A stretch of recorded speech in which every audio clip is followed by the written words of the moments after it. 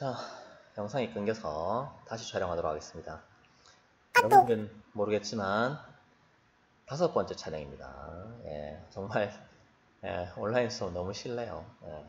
자, 아까 끊긴 부분부터 다시 시작하도록 하겠습니다.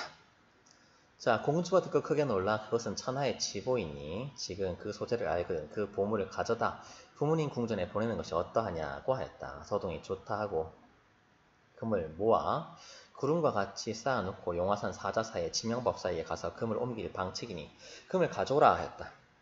공주가 편지를 써서 금과 함께 사자사 앞에 갖다 놓으니 법사가 실력으로 하룻밤 사이에 신라 궁중에 갖다 놓았다. 금을 왜 신라 궁중에 갖다 놓는지 선생님이 아무리 읽어도 이해가 안 됩니다. 계속 봅시다.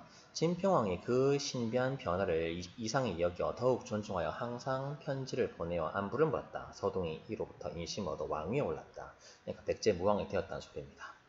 자, 이렇게 배경 설화 안에 향가가 전해진다는 거 우리가 확인하였고요. 다른 향가들도 이러한 형식으로 작품이 전해지고 있습니다.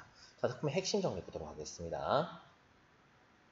자, 백제 30대 무왕의 작가라고 하셨습니다. 서동이었죠. 관련은 사구체 향가였습니다. 연대상으로는 신라 진평화 때 작품이라 할 수 있고 주제는 선화공주와 서동의 은밀한 사랑이 작품 내용상 주제라 할 수 있습니다. 하지만 배경 설화를 살펴보게 된다면은 배경 설화를 놓고 생각해 보았을 때 선화공주에 대한 서동의 연모의 정이 작품 속에 깔려 있다, 의도되어 있다라는 것을 우리가 알 수 있습니다. 자, 의의로는 현전하는 현재 전해지는 가장 오래된 향가라는 것이 작품의 의의라 할 수 있고요. 그 외에 작품의 특징 좀 추가하도록 하겠습니다. 자, 이런 특징들 같이 보도록 할게요.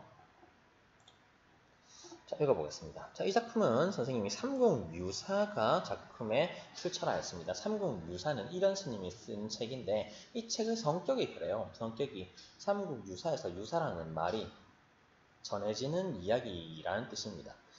전해진 이야기를 글로 옮긴 것에 불과하니까 이 이야기가 실제 사실인지 아닌지는 굳이 따질 필요가 없는 거죠. 따라서 이 글이 삼국유사에 실려 있는 작품이라는 것. 그리고 작품의 배경설화의 내용 자체가 어떻습니까? 사실이라고 믿기 힘든 부분들이 많이 있습니다. 따라서 역사적인 사실을 바탕으로 쓰여진 건 맞지만 이게 역사적인 사실이 맞냐 아니냐를 묻는다면 역사적인 사실이 아니라고 보는 게 맞죠. 명확한 역사적 사실은 아닙니다. 다음 보겠습니다. 자, 이 작품은 굉장히 단순한 내용과 형식을 갖추고 있고 아이들 사이에서, 즉 민중들 사이에서 널리 구전되어 임금이 살고 있는 궁궐에까지 전해져서 선화공주가 쫓겨나게 되었다는 걸 우리가 알고 있습니다. 따라서 이러한 특징, 즉 민요적인 특징을 가지고 있는 사구체 향가, 민요체 향가 이렇게 얘기할 수 있는 거죠. 누구나 알고 있는 노래라고 해서 우리가 민요라고 얘기하지 않습니다. 여러분들 모차르트가 만든 밤의 여왕 아리아 아는지 모르겠지만 여러분들 들어보면 압니다. 누구나 다 아는 노래예요.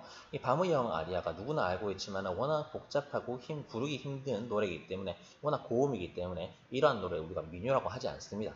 하지만 이 노래는 굉장히 단순하고 쉽고 널리 불려지는 노래였죠. 그래서 민요적인 특징을 가지고 있는 민요체 향가다라 말할 수 있겠습니다. 다음 참요에 대해서 설명하겠습니다. 자, 이 첫 번째 참요, 두 번째 참요는 한자가 다릅니다. 선생님이 만약에 참요를 시험 문제에 낸다면 두 가지 다 염두에 두고 문제를 풀어주세요.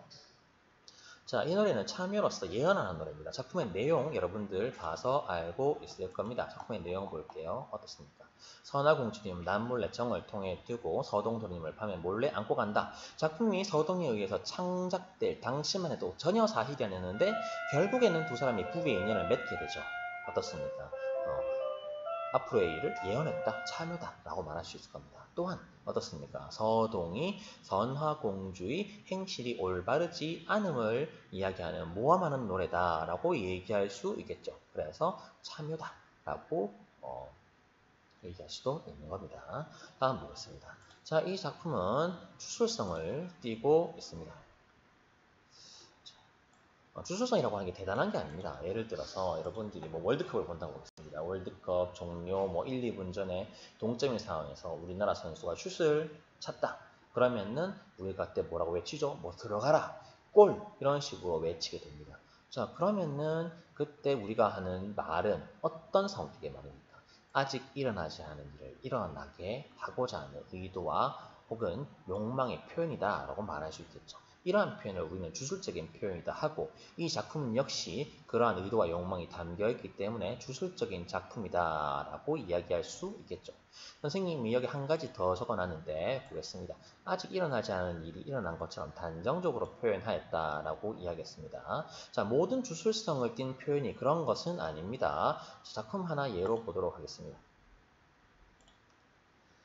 자, 이 작품은 구지가라는 작품입니다. 이 작품은 신라 노래가 아니고 가야 노래이고 그리고 옆에 있는 이 한자가 향찰도 아닙니다. 그냥 한문이에요. 따라서 이 작품은 사구치 향가가 아니라 그냥 고대 가요입니다.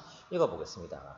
구지가 거부가 머리를 내어라. 내어놓지 않으면 구워 먹으리라. 아마 배운 적이 있을 거라 생각하는데 못 배웠어도 상관없습니다. 뭐 어떻습니까? 거북이가 머리를 내놓았으면 좋겠다. 혹은 내어놓기를 바란다라고 하는 의도와 욕망이 분명히 담겨있죠. 하지만 아까 봤던 서동요처럼 단정적인 표현으로 일어나지 않은 일을 이미 일어난 것처럼 표현한 것은 전혀 아닙니다. 무슨 얘기인지 이해되죠? 따라서 구지가와 서동요의 표현상의 차이점이 있다는 거 여러분들이 알아두면 되겠습니다. 다음 보겠습니다.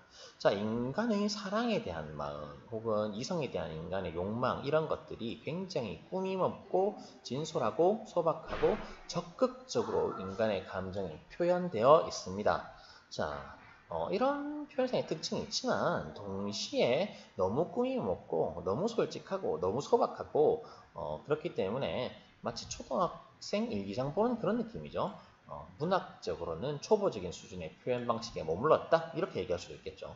자, 이런 부분도 보겠습니다. 자신, 여기서는 서동을 얘기하는 겁니다. 서동의 마음, 구의 마음이겠죠. 이 마음이 배경설화를 본다면 서동의 것인지 알고 있을 수 있겠지만 서동요 향가만 보면은 마치 서동이랑 선화공주의 것인 것처럼 바뀌어서 표현되어 있습니다. 또한 주객증도의 표현 방식이 사용되었다는 것도 특징이라 할 수 있고요. 또한 집단적인 내용, 보편적인 내용이 아니라 개인의 정서가 표현된 사랑에 관한 개인의 정서가 표현된 그런 서정적인 성격의 작품이라는 것도 알 수 있습니다.